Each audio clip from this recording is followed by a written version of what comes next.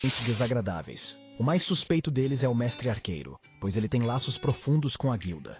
Este é apenas o seu palpite, mas antes de atacar a masmorra de 7 andares, ele primeiro precisa lidar com problemas pessoais. Owen perguntou o que ele faria, e Ken disse que antes de tudo, ele deveria terminar o que começou.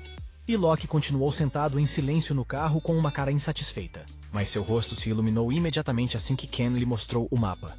Ken disse a Owen que pensaria no resto depois de comer. Owen ficou surpreso e perguntou que outros assuntos ele tinha. Ken respondeu que precisava se encontrar com Vincent. Na sede da Fênix, Vincent sentou-se com um olhar arrogante quando soube que Ken havia falhado na tarefa. Ele repetiu o que lhe disse antes para passar nesta tarefa. Não importa o que acontecesse. Ken se desculpou e disse que Isaac reconhecia o poder de sua técnica de envenenamento do sangue, que deveria se tornar ator. Ele continuou dizendo que Isaac disse que lhe faltava habilidade, porém perguntou se poderia ajudar se de repente precisasse de ajuda. Após essas palavras, dúvidas se abateram sobre Vicente, pois Isaac pediu sua ajuda se necessário, com sucesso misto. Ken parecia um cachorrinho culpado, uma visão rara. Ele relatou que ouviu Isaac conversando com um colega, e parecia que eles estavam tentando recrutar pessoas de outra guilda. E ele deu a entender que isso significa que em breve ele deixará sua guilda. Isso interessou Vincent, porque então Isaac se tornará um jogador livre. Embora ele tenha decidido que ainda não podia ter certeza com base apenas nessas informações, isso só deveria ser interpretado como informação de que eles estavam tentando fazer o mesmo movimento de antes. Isso significa que ele estava testando Ken por algum motivo, pensou Vincent. Então Vincent perguntou a Ken se de repente ele tivesse a chance de fazer o teste novamente, ele aguentaria. Ken ergueu o olhar e disse a Vincent para confiar nele e dar-lhe um pouco mais de força. E da próxima vez, ele definitivamente aguentará. Somos mostrados quem derrotou o enorme dragão. Foi o caçador de dragões, François. No carro, o homem disse ao caçador de dragões que havia recebido um pedido urgente do governo japonês e pediu desculpas porque acabara de terminar a masmorra. François estava folheando o relatório da masmorra enquanto o homem dizia que uma masmorra de nível A+ havia sido encontrada. François notou que o chefe desta masmorra era um filhote de dragão. Ele perguntou o que eles queriam dele, para aconselhar os jogadores que poderiam completar esta masmorra. O homem percebeu que François já tinha esses jogadores em mente. E François confirmou isso. Ele disse que já fazia muito tempo que ele cruzou o 100º nível, mas estava rastreando jogadores ativos que conseguiram completar uma masmorra de 3 andares. Um pouco nervoso, o homem perguntou o que aconteceria se ele recomendasse alguém ao mestre, e este jogador recusou. Mas François respondeu que isso definitivamente não aconteceria, e que tinha certeza disso. Tudo o que os jornais escreveram foi que Isaac iria se juntar à caça ao dragão. Vincent pensou que ninguém quer participar de uma performance onde Isaac desempenha o papel principal. Quanto mais imprudente for o desafio, mais nobre ele será. Ele ficou feliz por ter tido tempo para investir em Isaac, quando o secretário Kim relatou que Ken escreveu em uma mensagem que, graças à habilidade que lhe deu, ele conseguiu passar no teste de Isaac. Essa notícia só fez seu sorriso aumentar, e ele lembrou que havia lhe dado a senha e habilidade como adiantamento. Vincent então avisou Ken que essa seria a última chance. Não haveria outra. E dessa vez ele definitivamente teria que passar no teste. Se não, então ele não sabia o que faria com ele. Ken saiu do escritório, e a secretária entrou, e Vincent ordenou que ela ligasse para Isaac e pedisse para ele fazer o teste novamente. Ela perguntou o que fazer caso ele recusasse. Vincent respondeu que então ele precisava oferecer um suborno, uma página de habilidades de golem de fogo e um esqueleto de mago. A secretária Kim disse que Isaac gostaria de ir para esta masmorra de dragão bebê com Ken. Em termos de classificação, esta é uma masmorra A+ de 3 andares. Exatamente igual à masmorra com Dullahan. Mas mesmo que o imponham como filhote, ele ainda é um dragão. Essas criaturas são difíceis de atacar, então ninguém quer lidar com essas coisas. Porém, por se tratar de um dragão jovem, ainda não amadurecido, as chances de o ataque ser bem sucedido aumentarão um pouco. E se o guarda-costas de Vincent Ken se juntar a Isaac e o ataque for bem sucedido, isso será uma grande vantagem para Vincent. O comercialismo de Vincent disparou e ele ordenou que Kim reunisse jornalistas para escrever um artigo. O artigo foi publicado imediatamente. Eles escreveram sobre o novo companheiro de Isaac da Guilda Phoenix e sobre o fato de Vincent ter prometido apoiar Isaac. Owen leu este artigo e ficou feliz porque, como esperado, Vincent não perdeu essa chance e aproveitou bem. Mesmo que mais tarde ele descubra que foi aproveitado, ele ainda não perderá nada. Owen perguntou ali se ela havia transmitido o que ele pediu a Ken. e ela respondeu positivamente. Ela disse que até checou o produto para ter certeza de que não havia problemas. Lee disse que nessa época ele já deveria estar dentro da masmorra, e provavelmente já está usando agora. Locke sentiu a máscara de Ken, que ele colocou no esqueleto.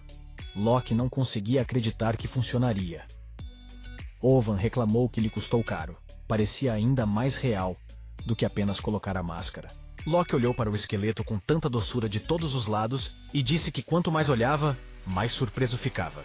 E perguntou se Ken já tinha visto seu sósia. Um monstro com a capacidade de transformar e criar uma cópia da aparência de outras criaturas. Ele não é fácil de encontrar, porque geralmente se esconde na masmorra na forma de outros monstros. O tecido da pele do Doppelganger é vendido a um preço muito alto no mercado negro. Usando esse tecido cutâneo, é possível criar um objeto que pode se disfarçar perfeitamente como o rosto ou a aparência de outra pessoa. Ken disse a Locke para parar de jogar, porque se ele quebrar ele contará tudo para o secretário Lee. Locke imediatamente parou tudo e disse que precisava ser colocado no inventário. Locke perguntou se ele teria que lidar com todos os monstros novamente, enquanto segurava o tecido da pele do sósia em suas mãos. Mas Ken disse a ele que queria deixá-lo no terceiro andar, estranho. Ken retirou o cajado de Merlin de seu inventário e disse que ele mesmo poderia cuidar do primeiro e do segundo andares. E ele convocou os guerreiros esqueletos do Livro dos Mortos, o Golem de Fogo, e convocou o Mago Esqueleto. Ken colocou a pulseira de Van Gogh e a pulseira apareceu em seu corpo. O número de anéis que podem ser usados aumenta. O anel do Rei Arthur está selado e não pode ser removido, assim como o anel de Hércules. Ele ganhou força e melhorou suas habilidades de ataque, e Locke perguntou o que ele iria fazer. Ken se virou e disse que não precisavam perder tempo, deveriam ir direto para o terceiro andar. Eles já estavam no terceiro andar, e Locke se lembrou de como Ken disse que resolveria tudo sozinho, mas no final destruiu tudo para o inferno. Locke até sente pena dos monstros da masmorra. Ken não é mais apenas um jogador solitário. Ele tem uma legião poderosa que não conhece o cansaço e não tem medo da morte. Ken já tem sua própria guilda, pode-se dizer. Locke continuou olhando para Ken e ficou com medo de colocar a cabeça para fora. Ken percebeu isso e perguntou se ele tinha algo a dizer, pois recentemente ele continua olhando para ele assim. Locke ficou imediatamente assustado e disse que ainda não entendia muito bem a estratégia de ataque que havia explicado anteriormente. Ken disse que assim que eles começarem, ele precisa deixar todo o resto para ele e atacar apenas pelos flancos. Locke precisa impedi-lo de subir no ar e escapar. Locke perguntou o que Ken quis dizer com isso quando estava no chão. Ele não deveria exagerar, apenas ficar de costas. O bater das asas dobradas será 2 vezes mais forte do que quando estão estendidas. Então o ataque não funcionará de jeito nenhum. Para fazê-lo abrir as asas, é necessário acertá-lo com tanta força que ele sinta o perigo. Ou seja, ele deve esperar de costas até que Ken lhe dê um sinal. De repente, um grande dragão voou com sua presa, onde Ken e Locke estavam esperando por ele. Enquanto o dragão começou a comer sua presa, ele, como uma criatura inteligente, percebeu imediatamente mudanças no ninho. Um pouco tarde, mas Ken usou a habilidade Underworld Envoy para explodir os cadáveres na montanha, e as pedras caíram sobre o dragão. Enquanto os caras corriam em direção ao dragão montado em esqueletos, Locke perguntou o que ele deveria fazer se o dragão conseguisse voar. Ken disse a ele que ele poderia cortar suas asas se elas estivessem abertas. Sua tarefa era devolvê-lo do céu à terra. Locke começou a reclamar sobre o que aconteceria se ele caísse com ele, mas Ken simplesmente disse que confiaria nele. Guerreiros esqueletos e golems atacaram o dragão ao mesmo tempo. Locke também subiu no dragão e ficou com raiva porque suas escamas eram tão densas. O dragão também ficou com raiva e começou a atacar furiosamente em resposta com suas chamas. Ken usou a habilidade do mensageiro do submundo. O poder do faraó. Os monstros cujos monstros não foram mortos pelo lançador podem ser usados como sacrifícios.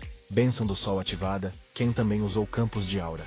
O Dumbahan recebeu tudo isso e, dominado pelo poder, saltou sobre o dragão. E o filhote de dragão, que dificilmente pode ser chamado de filhote, foi envenenado com sangue venenoso. Mas então o dragão decidiu decolar. Locke parece tão pequeno no corpo do dragão. A força do bater das asas do dragão foi tão forte que Locke não resistiu e caiu no chão. Surpreendentemente, Locke não desistiu e saltou novamente sobre o dragão em uma velocidade vertiginosa. Locke conseguiu subir em sua asa e segurá-la com a ajuda de uma lança. Ken lá de baixo continuou a gritar para ele se apressar antes que o dragão subisse ainda mais. Locke reclamou e mesmo assim continuou seu trabalho. Ele desceu com uma lança direto na asa do dragão. Ele conseguiu cortar a asa e o dragão começou a cair bruscamente, mas ele não levou em conta o fato de que ele próprio também cairia.